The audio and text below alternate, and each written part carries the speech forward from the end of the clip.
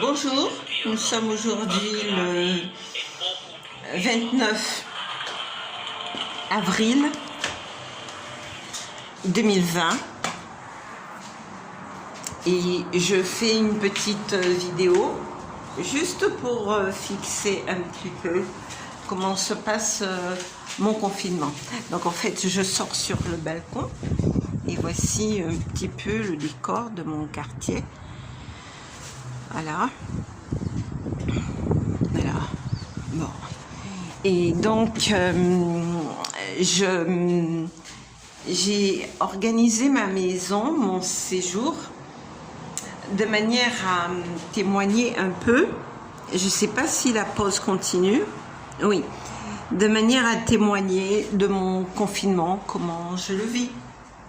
Alors, on s'en fiche si les photos ne sont pas jolies. Ce qui est important, c'est le contenu, c'est le sens.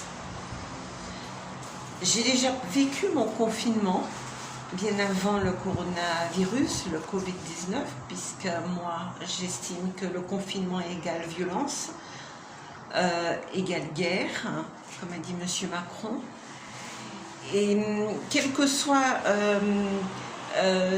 que l'on sache d'où vient le Covid, ou qu'on ne sache pas, que ce soit une guerre bactériologique spontanée que la nature nous a livrée, ou que ce soit autre chose, ça entraîne de toute façon une exacerbation des difficultés, d'une part. D'autre part, je pense que les gens ont compris.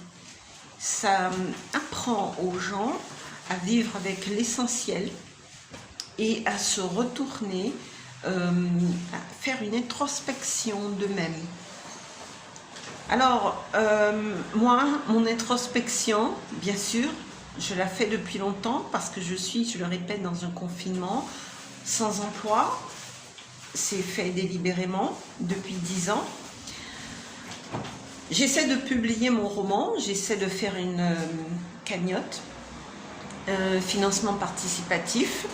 On va voir ce que ça va donner. Avec le Covid, ma cagnotte s'arrêtait le 30 avril, nous sommes le 29, donc demain c'est le dernier jour. Je pense que je tenterai de reprogrammer. Alors on va me dire, et je me suis posé la question, pour moi le roman est capital, c'est un aboutissement, c'est réaliser un projet.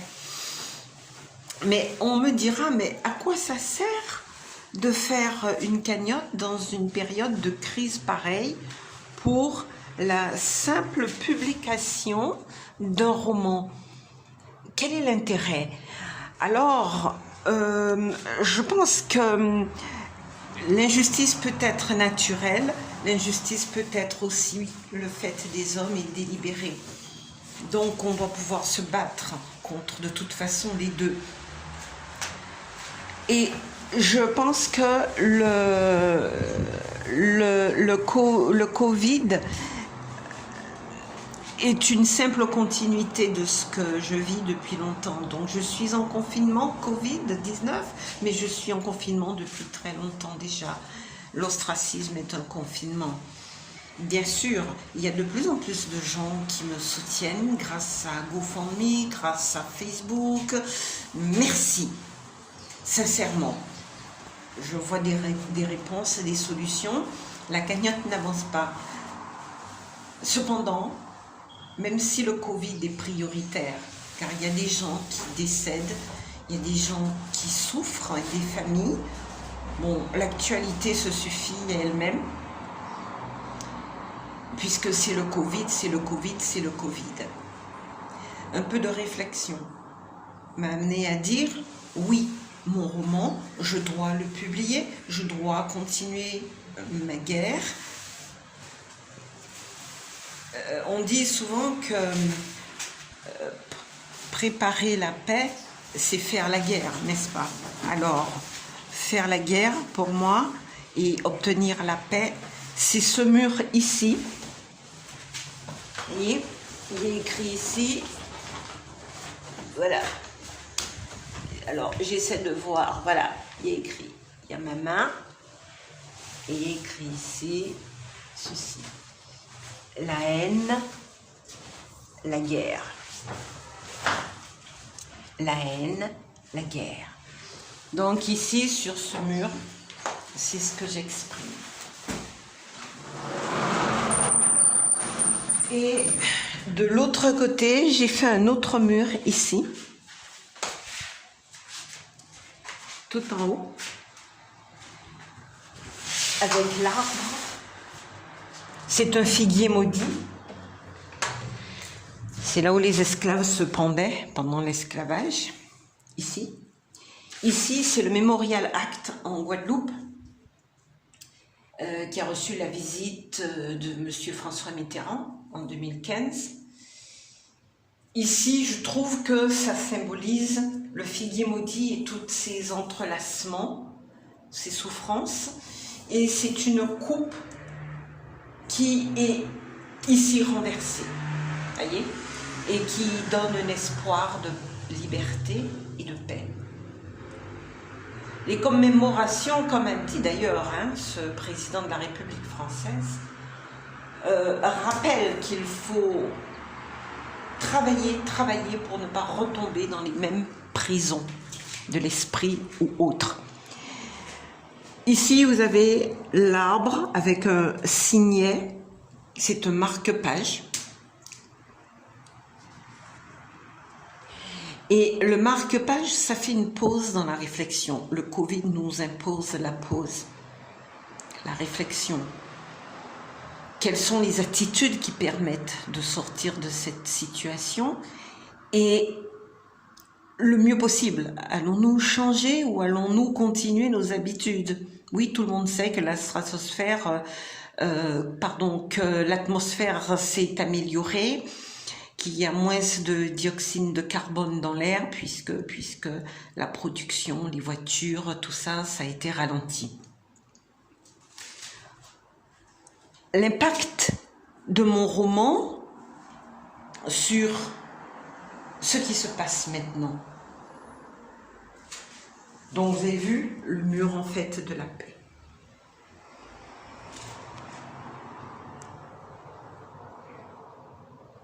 Alors je sais pas, je maîtrise pas trop bien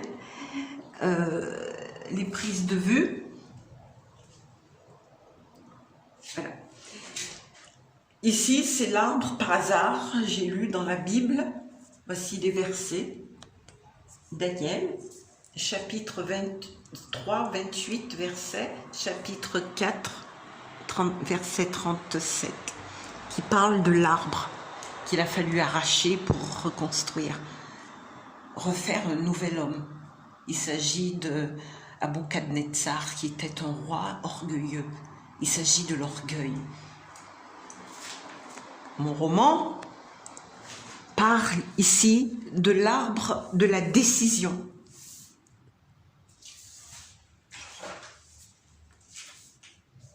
Voilà.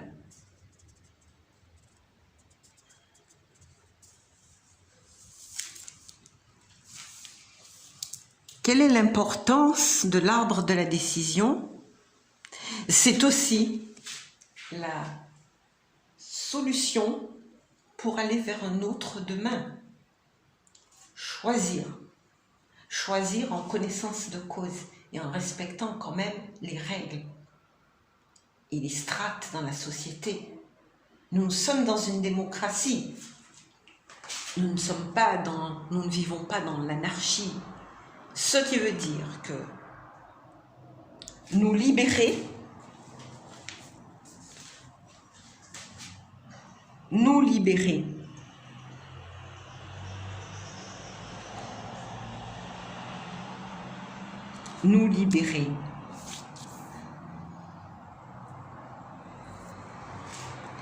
c'est le faire en respectant des règles. Donc, les règles du confinement, c'est la distance. Excusez mes dents que les autres ont cassées. Parce que eux, c'est avec la violence qu'ils veulent s'accaparer l'héritage de mes parents. Donc, les règles de la démocratie, c'est totalement à l'opposé de la violence. ceci doit inspirer tant les citoyens que ceux qui délèguent, que ceux qui ont mandat pour. Donc il faut un juste équilibre. Il faut que la liberté et sa pollution puissent être ramenées à presque nul. Nous voulons réduire la pollution environnementale, mais nous avons aussi nous-mêmes des comportements qui polluent la vie. Alors, le plan de mon roman, puisque je n'oublie pas qu'il faut que je vous démontre l'intérêt de ma cagnotte, qu'elle continue. Voici le plan de mon roman. Je suis sur Booknode, ok ? Et vous pouvez aller sur Booknode et vous verrez que sur Booknode, j'ai publié l'introduction de mon roman et la première partie. J'avais déjà publié l'intégralité du roman qui aurait pu être gratuit, mais étant sans emploi, je ne vois pas pourquoi je ne chercherais pas à développer une activité qui serait la possibilité d'avoir un salaire. Ce que je vous montre ici est très important. Ici, vous avez un nerf du cerveau sur le crâne qui vous amène directement au poumon. Vous avez le nerf du cerveau, le plateau, qui vous amène directement aux intestins. Mémorisez ceci, c'est important. Nous en parlerons tout à l'heure. Alors, le lien avec le Covid et mon travail, mon roman, qui fait que les deux vont bien ensemble. Vous avez l'introduction ici de mon roman. Je ne sais pas si la lecture sera tout à fait possible. Mais voici l'introduction de mon roman. Et donc, il s'agit, on voit bien, des points clés, même si ça a été peaufiné. Ce n'est pas la dernière version, mais les caractères ici sont les plus gros. Il s'agit de bien voir l'intérêt de la liberté et de la science. Donc, le Covid fait intervenir beaucoup de sciences, savoir quelles sont les solutions, comment dépister, etc., etc. Je ne suis pas scientifique, on ne va pas rentrer dans le détail. Je veux juste me mettre à la portée de tout un chacun pour comprendre l'impact de mon roman sur ce qui se passe maintenant, en toute modestie. Quelqu'un m'a dit hier, si vous détenez un médicament pour guérir les gens, votre responsabilité, c'est de le dire, de le donner, de le mettre à la portée de tout le monde. Je suis tout à fait d'accord. J'ai écrit un roman en 2016 qui, je l'ai dit, sur Booknode et sur GoFundMe, où il y a ma cagnotte pour payer mon éditeur. J'en ai deux qui sont d'accord, mais il faut que je participe. Donc la cagnotte sert à ça. Donc, il y a une volonté dans le tracé de mon discours à démontrer que le roman a sa place et sa réalité, son impact sur la société. Je veux par mon roman mettre en alerte, mettre en alerte. Chaque mot du roman est une alerte pour l'humanité, la sauver. Sauver l'humanité, c'est sauver la planète. Ainsi donc, je pense qu'il faut poursuivre il faut poursuivre la cagnotte que j'ai préparée. Voici encore une autre partie du roman. Alors, j'essaie de fixer la main sur la page, voilà, et montrer, voilà, et me rapprocher et enlever la main. En fait, ce sont des points qui, pendant le confinement, c'est ce que j'ai fait, j'ai souligné les points qui ressemblent à ce qui se passe maintenant, ou qui met en relation mon roman et ce qui se passe maintenant au niveau du Covid. Vous voyez, c'est écrit ici, vous voyez, catastrophe naturelle. Voilà.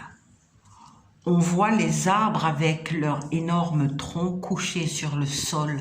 Bref, certaines zones sont classées sinistrées pour catastrophe naturelle. J'essaie de démontrer ici qu'il y a bien un invisible qui apporte le bon comme le mauvais. Il y a les cyclones, il y a le vent et le Covid maintenant. On ne le voit pas à l'œil nu, on le voit sous microscope. Donc, dans mon travail de 2016, il s'agissait déjà d'alerter sur notre fragilité. Monsieur Macron, je crois, l'a dit à un moment, nous voyons combien nous pouvons être fragiles. Et auquel cas, plus nous sommes fragiles, plus nous avons de la valeur, plus nous devons nous protéger.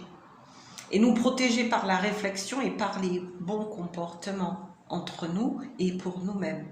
Et les bons choix, tant dans la création que dans les productions économiques. Alors, vous avez une autre page du roman ici. Je mets ma main pour bien voir là où il faut regarder, voilà, et j'enlève. Donc, on dit, après avoir compris que l'invisible, par la force du vent, détruit nos habitations, etc. Donc, il n'est pas insensé de dire que les voisins à distance détruisent les organes de Lily depuis leur ordinateur. Voyez ? Le spectre électronique est l'ensemble des ondes électromagnétiques classées par fréquence et par onde, longueur d'onde. Les satellites de communication géostationnaire assurent la communication à distance par les relais, le relais de signaux par ondes radio. Comme toutes les ondes électromagnétiques, les ondes radio propagent dans le vide. Sans vouloir faire de vilains jeux de mots avec le Covid-19. Ceci est capital. À distance, vous avez des violences contre ma personne que j'ai mis sur GoFundMe sur Facebook, avec une vidéo démontrant mon visage défiguré à distance. Vous avez ici mes dents éclatées à distance. Voyez ? Le visage défiguré. Voilà, les dents. Et voilà. Ceci dit en passant, ceux qui cognent sur ma vie trouvent toutes les ficelles pour m'attacher et attacher des dossiers cousus de fil blanc. Donc je serai criminel, je serai terroriste, je serai malade mentale, je serai bonne à mettre en EHPAD, et donc les voisins essaient de me mettre pendant le Covid-19 sous leur tutelle pour s'approprier l'héritage de mes parents. Le Covid-19 serait un confinement dans lequel, en fait, on me maintiendrait à domicile en EHPAD ce qui serait encore une autre prison. J'ai déjà vu les menottes, j'ai risqué les menottes, j'ai risqué la camisole. Le roman parle de toute cette monstruosité. Quel rapport? Mais nous sommes en plein dedans, nos comportements. Dans une situation aussi dramatique, j'ai des voisins qui persistent à vouloir me maintenir dans un confinement avec des calomnies. Vous avez vu la vidéo de mon visage défiguré. Je suis encore avec les mêmes voisins, même après avoir déménagé. Le confinement leur donne plus de force et de poids. Alors, pendant le Covid, j'ai ici un témoignage que je vais juste vous lire, car vous ne le verrez peut-être pas, ça ne passera pas bien. C'est ici. Je regarde ma main. Voilà. Et j'enlève ma main. Dimanche 5 avril 2020, les terroristes, les voisins, je les appelle, on ne va pas citer les noms, ils visent la captation d'héritage de mes parents.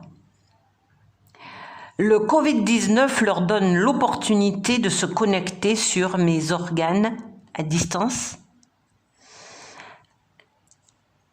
avec un programme lié à leur ordinateur, et ils arrivent à partir donc du nerf rachidien, pneumogastrique. Alors je regarde si ça passe bien. Ils arrivent à couper ma respiration. Ils arrivent à se connecter sur les séquelles de ulcère. Donc, pendant que je mange, ils m'étouffent, ils m'asphyxient. Par la suite, ils ont été me discréditer que j'étais atteinte du Covid et ça allait commencer, qu'on allait me rejeter, qu'on allait me demander de quitter le quartier. Les gens ici sont très intelligents. Ici, comme je dis tout le temps, il y a des frontières dans tous les pays, il y a des humains. Mais c'est aussi dit dans mon roman. Il y a des frontières invisibles où se regroupent des gens qui ont une conception inhumaine.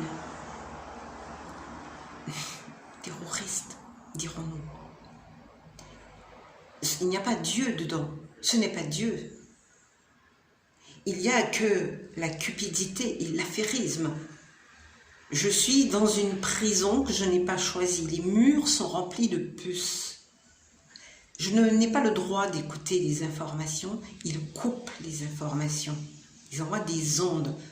Les mêmes qui me déclenchent le manque de respirer quand je mange sur les failles, les séquelles de mon ulcère. Ils se présentent comme des médecins. Avez-vous déjà vu un médecin qui vous fait vivre dans autant de stress? Le Covid est déjà un stress, mais on me met une couche supplémentaire. Dieu est avec moi. Quel que soit votre Dieu, vous savez, même si vous êtes athée, il vous arrive de comprendre que vous arrivez à des solutions sans trop savoir pourquoi. Donc de toute façon, vous vous dites, il y a quelque chose au-dessus qui règle la vie de l'homme. Alors cette force supérieure, cette énergie supérieure m'aide à supporter des couches de Covid-19, de confinement. Je fais un coucou, un merci aux 95%, 97% des Guadeloupéens qui me soutiennent. J'attends des solutions, j'attends la libération. Vous n'avez pas de pouvoir. Je ne sais pas si ma vidéo portera ses fruits, mais voici la réalité. Voici ce que je soulignais tout à l'heure. Voilà, je mets ma main. et j'enlève ma main. Cette planche est très importante.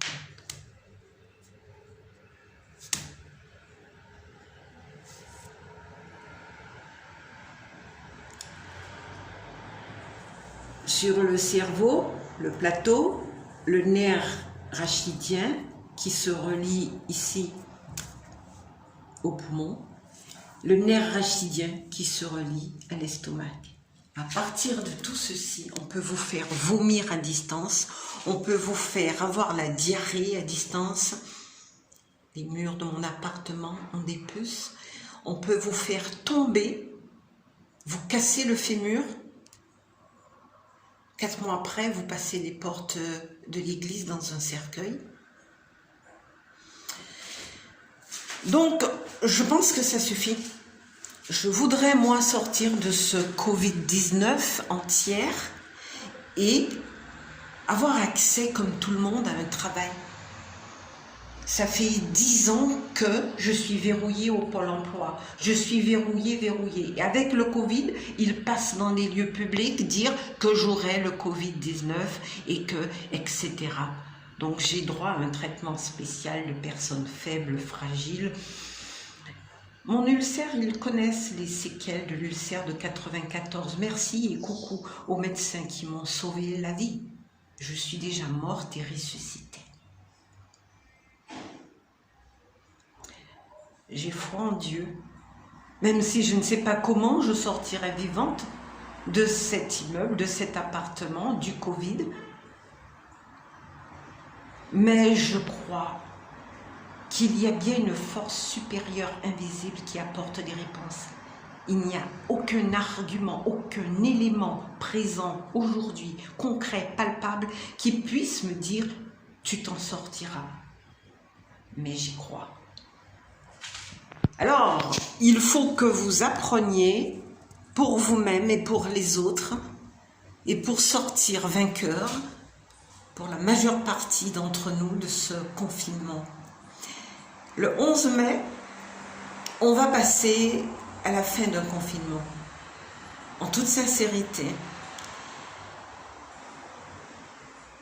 associer mon roman à cette force de vaincre, à cette détermination de vivre, c'est aussi vous dire comment pouvoir y arriver. En toute modestie, je ne suis personne. Oui, j'ai écrit mon roman « Cueillez votre bonheur ». J'ai une vidéo qui circule avec les violences que j'ai subies. Mon visage défiguré. Ce que je peux dire, c'est que mes mauvaises expériences doivent me permettre de dire et de m'exprimer pour que ce que moi je vis comme horreur, vous n'ayez pas à le vivre à votre tour. Mon roman parle de manière claire et nette de cette cruauté qui est en train de pousser, de germer sur notre planète. Alors, le Covid, c'est le hasard, on va dire cela comme ça. On n'en sait trop rien. Mais pourquoi, en plein confinement, je n'ai pas le droit d'avoir un téléphone avec des recharges sur ma batterie? Pourquoi le voisinage grille la batterie de mon téléphone portable sur lequel je suis en train d'enregistrer? Je n'ai pas d'électricité chez moi, je n'ai pas d'eau courante chez moi, c'est un choix. Puisque j'ai des voisins qui veulent que je paie pour eux leur facture d'eau et d'électricité. Il faut que tout cela cesse. Ce mur de la guerre,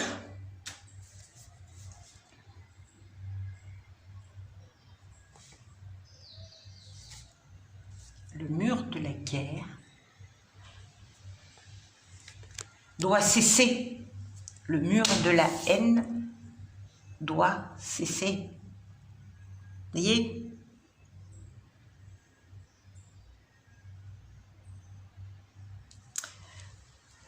Pour moi, Je suis en confinement depuis trop longtemps. Ici,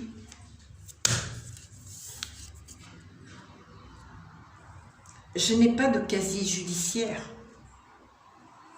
Je n'ai pas de maladie si grave m'empêchant de vivre et de travailler comme tout le monde. Donc on n'a pas à me mettre de camisole ni de menottes. Et on n'a pas à me mettre sous tutelle pour s'accaparer les biens d'héritage de mes parents. Il faut que les êtres humains apprennent à respecter des règles. Saïtaou, patalotla, vous prenez ce qui vous appartient et vous laissez à l'autre ce qui est à lui. Donc moi, Claudine Cyril Romain, je suis dans une misère qui est provoquée, délibérée depuis des temps et des temps, et c'est trop long. Je suis dans une phase de ma vie, c'est le dernier tournant, la dernière ligne droite. Donc il faut que cesse ce confinement sauvage, illicite, fait par des gens qui sont des cupides, qui savent dominer, terroriser, prendre en otage les pouvoirs. Oserais-je dire les rogue state? Il paraît que ça n'existe plus. En tout cas, il y a bien des voyous quelque part qui terrorisent le pouvoir officiel et qui empêchent au pouvoir officiel. Je respecte les institutions, je respecte la République française, je respecte la démocratie. Il se trouve qu'il y a des pouvoirs opaques qui terrorisent les pouvoirs officiels, qui sont élus par le peuple et qui devraient appliquer ce que le peuple attend. Mais derrière, bon. Donc je vous ai livré un peu de ce qu'il y a derrière les rideaux de ma vie. D'accord? Ok. En général, voilà, la vie, elle est comme ça. Donc, on est derrière un rideau. Aujourd'hui, j'ai fait un lever de rideau. Alors, oui, ma cagnotte doit être prolongée. Oui, vous devez continuer de soutenir ma cagnotte sur GoFundMe et sur Facebook. Mon roman, il exprime bien la guerre qui se passe, la haine dans ma vie et qui maintenant, après l'avoir démontré dans mon roman, qu'il va se passer quelque chose, qu'il se passe quelque chose. Mais il y a d'autres choses qu'il y a dans le roman qui ne se sont pas encore passées. Vous devez le lire. Et pour le lire, il faut m'aider à le publier et à payer les éditeurs. Ce n'est pas indécent de vouloir dire une certaine part de la vérité. Je pèse mes mots. Je ne suis pas détentrice de la vérité absolue, mais une certaine part de la vérité. Aujourd'hui, le Covid, ceux qui ont lu mon roman savent que le roman a démontré que nous allions dans le mur. Aujourd'hui, le mur de la haine doit disparaître, doit être détruit. Le mur de la haine, c'est aussi ça. Vous savez, dans ma maison, beaucoup de gens regardent à distance, tout le monde visionne ce qui se passe chez moi. Jusque dans mes toilettes, je n'ai rien fait pour vivre cela. Je dis dans mon roman que les gens de Guantanamo, ils ont eu des organismes non gouvernementaux, des droits de l'homme qui sont venus les aider, faire respecter leur dignité. Pourquoi il n'y a personne pour moi? Je me pose la question. Alors, moi j'ai l'impression que ma vie c'est ça. Ça, c'est le passeport de la mort d'Hitler. Et le passeport de la mort d'Hitler, eh bien, si vous lisez, si vous avez accès aux documents, il faut être sans emploi,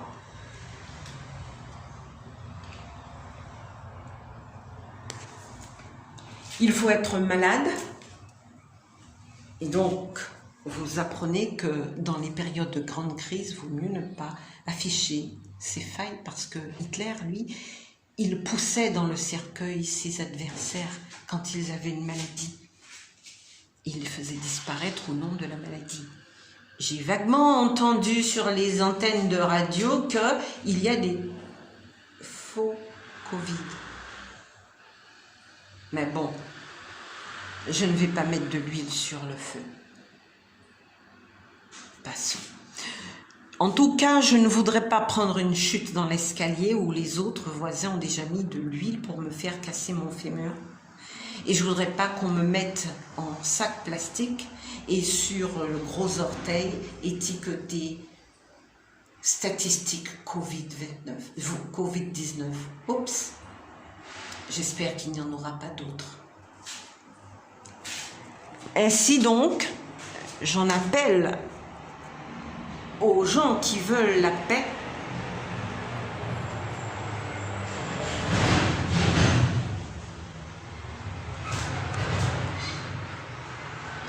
qu'ils arrivent à battre l'orgueil et la cupidité et qu'ils arrivent à construire l'arbre de la paix. L'arbre de la paix, comme dans Daniel, chapitre 3, chapitre 4, verset 28 respectivement et verset 37. Je n'ai plus d'énergie dans mon téléphone, donc je dois surseoir. Je pense avoir été assez claire par rapport au lien entre